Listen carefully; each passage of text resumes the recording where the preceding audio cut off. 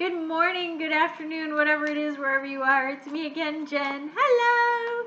And it is Friday. Happy Friday! We are about to go into the weekend. It is the 23rd of October, so we're reaching the final days of October too.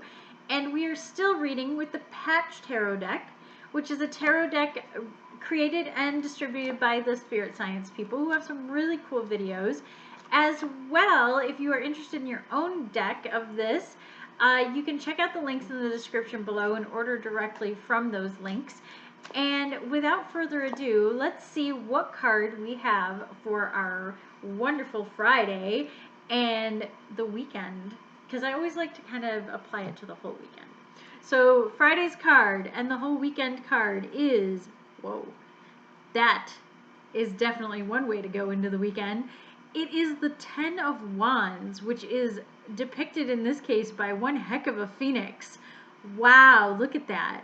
So, as I mentioned, there's a lot of pop culture references in this deck as well as mythological and other things. So I kind of wonder if this might be the Harry Potter phoenix, but it might not. Who knows? There's phoenix in a lot of different pop culture stuff as well as obviously mythology. So we have the 10 at the top. And we have this big, beautiful phoenix. We'll get into that imagery soon. And we have Saturn in one corner and Sagittarius in the other. I am getting the weirdest feeling that I've already done this card. So if I have, please let me know. But I don't know. I'm getting a big deja vu from this card. I don't know what it is. The two words at the top of this card are resolve and indecision. So I kind of get that, but also I don't know if that fits at all with the imagery of this card. This card, the Ten of Wands really is about, we know that the tens are typically a coming to a conclusion of the story, shall we say, of the suit.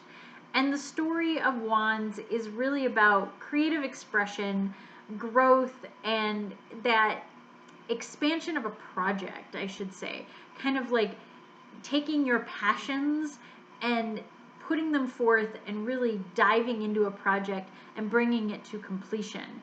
So I don't know if I see those two words as being a really good answer to this, but maybe I'll talk myself out of it.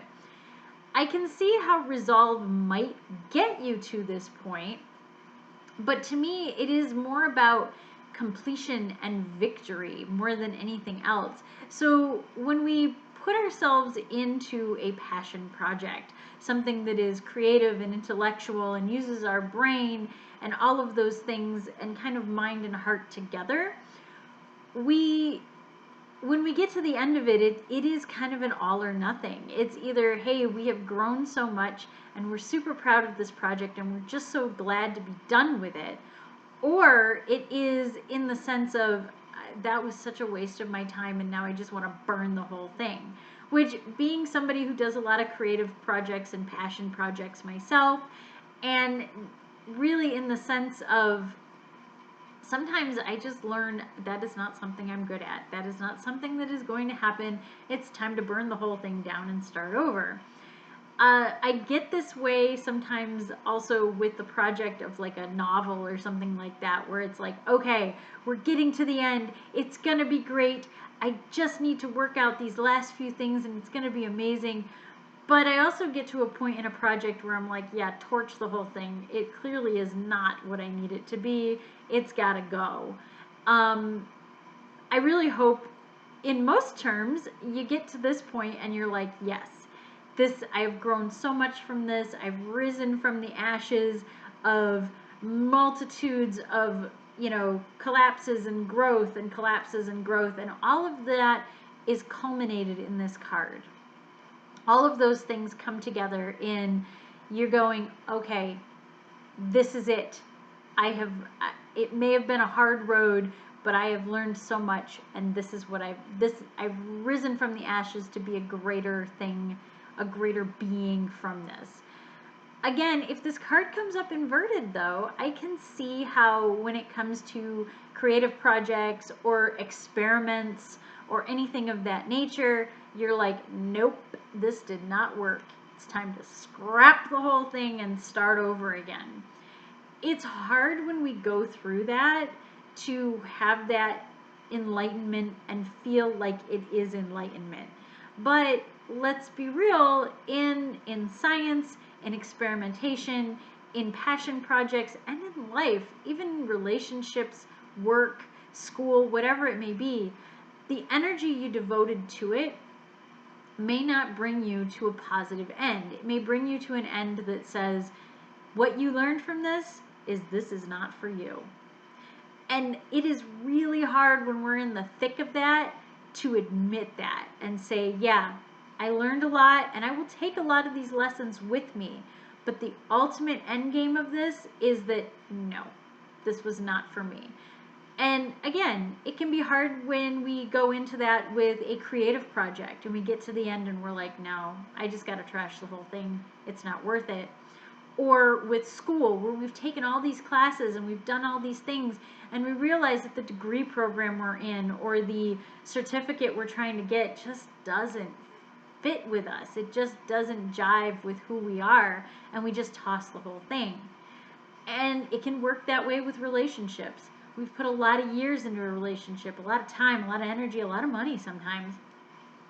And we look at it and we go, yeah, this isn't working. It's time for me to give up and move on to something that is more beneficial to myself. When we're at this stage of it, where the fires are still burning, it can be hard to be that phoenix and rise out of it and find something to pull from the ashes, find something that we do value at the end of it. A little bit like, the pressure and heat required to create a diamond sort of thing. And we hear these anecdotes when we're in the middle of something and we're like, yeah, whatever, you're full of crap and I don't want to know about it. But years later, maybe even just months later, we look back on it and we go, yeah, I learned a lot. And one of the things I learned was to leave that alone and to move on. I think this is an interesting card to have come up on a Friday as we go into the weekend, because a lot of times we do have time to reflect a little more on the weekends when we have more time to ourselves, or we have more time with the people or projects that we are working on that we don't normally have in the hustle and bustle of the work week. So this is really interesting. It's also interesting for me because I did get some news today or within this week, a couple days, where some of the projects I've been working on are just kind of go, nope, we're not happening. So this is interesting for me too. And you've got to kind of move past that and say, this is just where we are right now. We've got to let it go and move on. And so if you look at this card and go, yep, it's all about the letting go and the moving on for me, find some solace in that it makes way for something greater. So the fires that the Phoenix has makes way for something greater. And if this comes out upright, this means push through to the end, because good things are coming.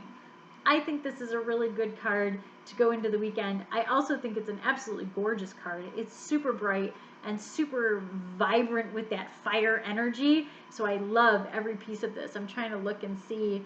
Yeah, it's got like a little white bird that is obviously not going to survive this fire. And then the Phoenix rises from it. So I love this card. It is super cool. And fire is not really one of my elements, shall we say, but in this case, this is gorgeous. And I would love to have this card, like, I don't know, as a reminder poster kind of thing with those words on it saying resolve. The indecision, is that indecision? It is indecision. I don't know. I'm not feeling the indecision side of it.